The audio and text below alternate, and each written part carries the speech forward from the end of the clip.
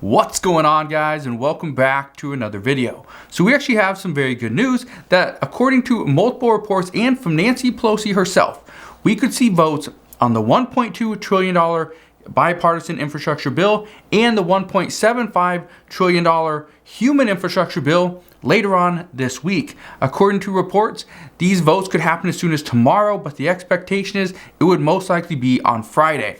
So we are going to talk about that. We also know that today, Nancy Pelosi actually put back into the bill paid family medical leave. This is something that some say it's going to get some pushback, but at the same time, Nancy Pelosi says it was a promise and we must keep it. So I got some stimulus package updates for you on that. We know Senator Joe Manchin is actually supporting a new payroll tax, which would actually go towards the paid family medical leave. And so I want to touch on that as well. So right now, it's just all about this infrastructure bill. What we're seeing, where we're going, where we're headed, and when we could potentially get this deal done. But here's what we know. Today, Democrats released their 2,468-page Build Back Better plan.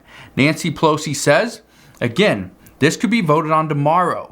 However, multiple lawmakers say that the House Rules Committee is expected to take a little bit longer on this particular bill than they normally do because they need to ensure that it is perfect to make sure that they have the votes.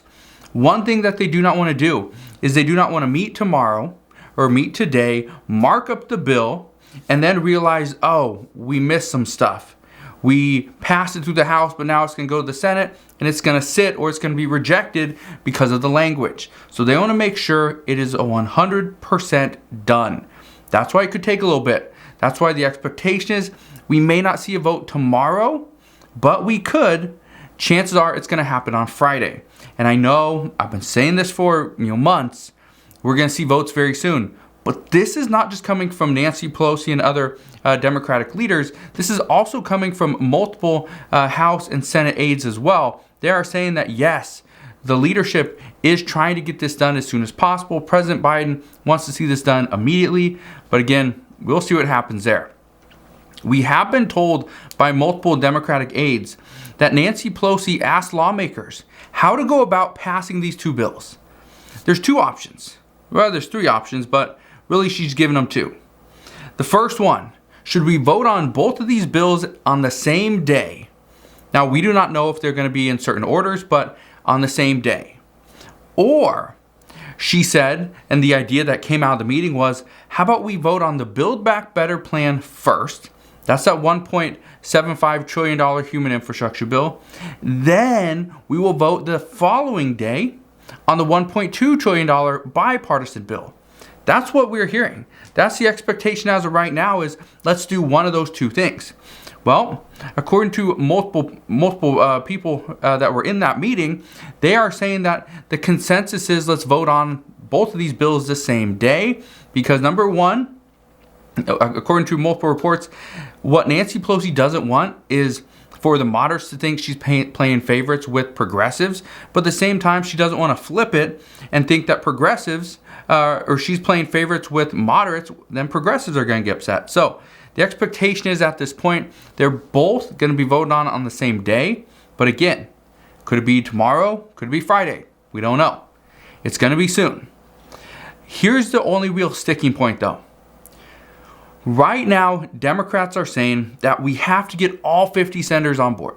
Of course, that's what we know. They've been saying this for a while. Nancy Pelosi said she would not put a bill on the floor of the House unless she was guaranteed that all 50 Senate Democrats would vote for it.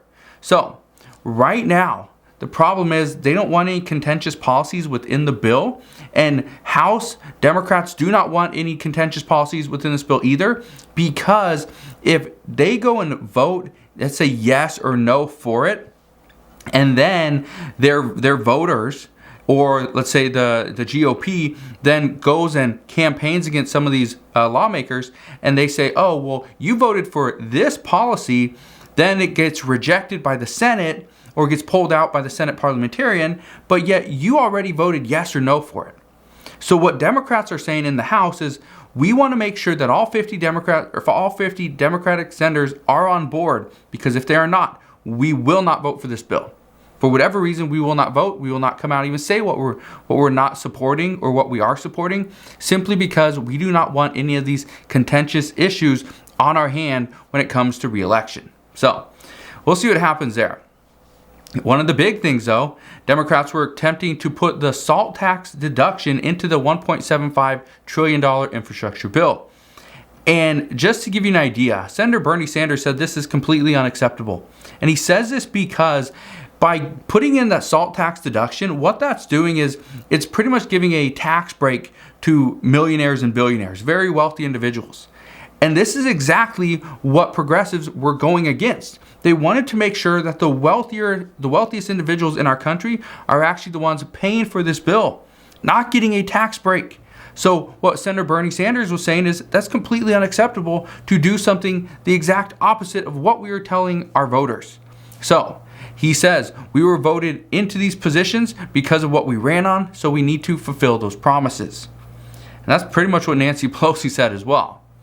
We do know that Senator Kyrsten Sinema, she does support prescription drug pricing, and this was the provision that was accepted last night, which I addressed earlier today and last night as well. Senator Sinema believes that seniors need additional help, and this would provide that. These provisions, they also tie drug pricing to inflation as well. So even though this provision would allow seniors, pretty much anybody, to get not have to pay so much of their income for medications and prescriptions, this also allows manufacturers to increase the price of their products as we see inflation rise as well. So it ties it to inflation.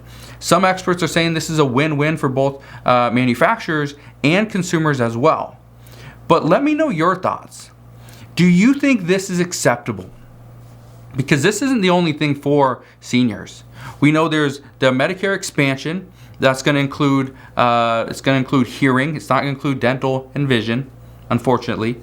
We also know there's a potential $800 stimulus debit card that's going to be included to help seniors pay for vision, dental, hearing, just really anything that they need. But also the expectation is it's just going to be a debit card, not a voucher, which means you can go to the bank, you can cash that card out, you can use that to go and buy batteries or food or whatever you want to buy, the new Xbox or whatever. You can use it for anything that you want. So that's good news there. If we see this prescription drug pricing reform go through, then that's going to save millions of dollars for seniors all over the country, which will be great. All right, seniors need more money, and really anybody that has paid for any prescription medication, they are fairly expensive. So that's a good thing there. But again, that's just part of what we're seeing. The other one is for paid family leave. The nice thing there is, again, and this was put back in by Speaker Nancy Pelosi, but she said today that this was a promise that Democrats ran on and that she is all about keeping her promises. But even though they ran on 12 weeks of paid family leave, Nancy Pelosi is just asking for 4 weeks. She's pretty much saying that 4 weeks is more than enough of a compromise. It went from 12 weeks, what progressives were asking for, down to 0 weeks because moderates didn't accept it. Well, that's not a compromise. An even compromise would be about 6 weeks. Nancy Pelosi said she would accept 4 weeks. So we'll see if that gets included. But this is also something that can help seniors and elderly as well. If they get sick, they can actually have their family members come and help them, as opposed to relying on a care worker or somebody like that. And right now with these shortages that we're seeing, with some of these wage issues as well, there's a lot of people that aren't actually working in that industry anymore, so it's causing a little bit of an issue. So it's not great news, but that is what it is. We also know that Nancy Pelosi right now, she just wants to pass this bill. That's the main thing. Republicans are pretty much calling her a lame duck, saying that she's just buying her time and that she's going to be done very soon. But Nancy Pelosi said over a month ago that she will not pass a bill, or pretty much put a bill on the floor of the House that will not pass the Senate and doesn't get all 50 Senate Democrats on board. Reports indicate that this may be true, but Nancy Pelosi could be putting this back into the bill, the paid family leave, putting this back into the bill to see if the Senate will bite. they say that she's done this multiple times. And just recently, just off the top of my head, I can tell you, she's done it with the $15 minimum wage provision, which, according to reports after the fact, that she knew that the Senate parliamentarian would pull this out of the bill, but she passed it anyway. She also knew then she tried to include immigration reform, and they are still trying to include immigration reform. Whether this gets accepted or not, some are saying that the Senate parliamentarian will most likely reject this, pull this out of the bill anyway, and so the bill will have to come back to the House for another vote. But again, we'll see if that actually happens. The two people that were pretty much opposed to paid family leave, Senator Joe Manchin, Senator Kyrsten Sinema, those two, they've been the thorn in the side of Democrats for a while. Earlier today, Senator Manchin, he said that it is clear what we need. And he has made it clear that he still has reservations about this. This is something that could work. It's worked in many other states. It's worked in many countries as well. However, we have to do it right. He said he could get on board with this, but he wants to see that there will be a payroll tax for workers to access these benefits. He says it can't just be for anybody to just go, oh, I got a job, give me those 4 free weeks. That's not the way this works. Joe Manchin said he's worried that when people know how much time off they have, how they can use it, and when they can use it, they will use it, and they will use it no matter what. He said, and he believes, this will cause more people to take time off of work when in times like these, we cannot afford people taking unnecessary medical emergency leave because we need them to work. So he says right now, this is not the time or place to be adding in paid medical leave. And he stated that this is something that should be done on a bipartisan basis, not through a budget reconciliation. But at this time, Democrats say the only way we can get a bill done is through a budget reconciliation. And if that's the case, that is what we're going to do. So one thing I can tell you at this time is, even though a lot of people are saying that this bill is dead, there's nothing in this bill for the American people, one thing I can tell you is this bill isn't done. This bill hasn't been passed. They're still working on this bill. So yes, we could see a vote tomorrow. We could see this bill pass through the House. Great. But the issue isn't the House. The issue is going to be the Senate. What we see come out of the Senate, that's most likely going to stick.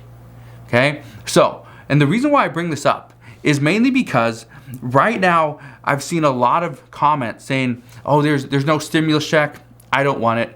There's not enough for the American people. I don't want it. There needs to be more for nutrition assistance, housing assistance. There needs to be Social Security reform. And honestly, I believe all that stuff is true. It's important. Here's the problem. Even though it may go to the House just as is, with nothing for Social Security, there's no Social Security boost or that Social Security 2100 Act. That's not included. Could it be added? Yes. Could it be included later on? Yes. That's the thing. And I've been saying this for months. Even though some of these provisions aren't included into the bill or the framework, they can be added in later. We've seen this happen many times before. But here's the other thing.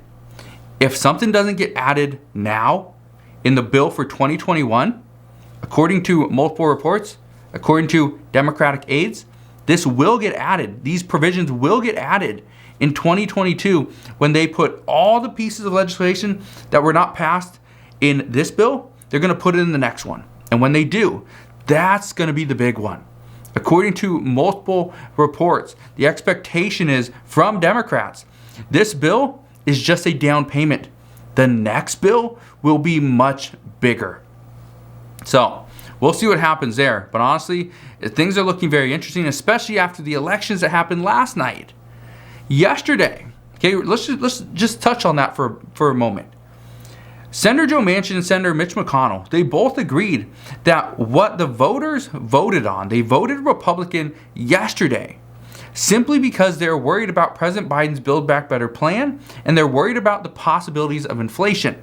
According to multiple reports, what we are hearing is that the voters we're worried that they're getting more from the Build Back Better plan, which is great. The problem is it's going to cause inflation, which the prices of other things are going to increase, which means, yeah, we may get a little bit more money for, let's say, $800 for a stimulus check or stimulus, debit card to help pay for, things like hearing and vision and dental. That's great. But when inflation is going up, Medicare Part D is going to go up. We're going to see, and again, Medicare Part D, that's where we're seeing that $2,000 cap from the prescription drug medications, okay, from that provision. So just understand, it's Medicare Part D is going to be a $2,000 cap. But if you don't pay that, which is like $166 a month, if you don't pay that, then it's really going to do nothing for you, okay? But I'm pretty sure most people pay that. Now, again, I don't pay for Medicare, okay? I'm not on it, obviously, but hopefully when I get there, hopefully it's still there. Hopefully I can use it, right? That's the goal. Is you pay into this program, into the system, and when you get there, you want to be able to access it. That's the problem. Some people say even though we can access it, it's too expensive. But many people believe right now that the reason why Democrats lost in Virginia is mainly because of inflation. Inflation. Economists believe that if we continue to see higher inflation over the next year, the votes for the upcoming midterm elections could have a very similar result, where Democrats lose control. They will just lose control. Now, we do know House Minority Leader Kevin McCarthy, he actually said today that he believes that Democrats will lose like 63 or 64 seats in the House in the upcoming midterm elections. Nancy Pelosi ended up losing, I think it was 64 seats back in 2010, when Democrats had the complete control, had the presidency, the House, and the Senate, and they lost it. This is when former President Barack Obama was in office and President Biden was vice president at that time. But they're saying if this happens, it could be a devastating result to the Biden administration. But here's what Joe Manchin had to say today. And he said, and I quote, "When you look at southwestern Virginia and you saw the returns from Southwest, that's my entire state. So these are people I talk to all the time. And I knew what they were concerned about. They're concerned about inflation, high costs, making it more difficult for them. I think they spoke loud and clear at the voting booth, and I hope everybody listens." That was his exact statement. What I can tell you right now is Democrats heard what happened. Democrats know what went on. But do they change? Do they make an adjustment here and now to provide more to the American people? Do they rein it in a little bit, provide less, but yet the American people wouldn't have to worry about inflation, right? These are questions that we need answers to. And as of right now, I don't think anybody has the answer.